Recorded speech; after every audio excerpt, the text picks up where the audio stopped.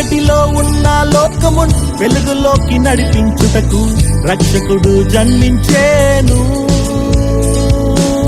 పరలోకాన్ని విడచి మనలోకానికి వచ్చే మనలాను రక్షించుటకు రక్షకుడు జన్మించేను. రక్షకుడు జన్మించేను. లోకంలో ఉన్న మనుషులను మిత్రులుగా చేయుటకు యేసయ్య జన్మించేను.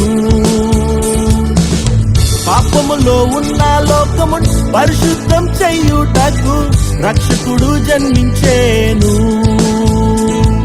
Wish you a Merry Christmas. We wanna wish you a Merry Christmas. We wanna wish you a Merry Christmas from the bottom of our heart.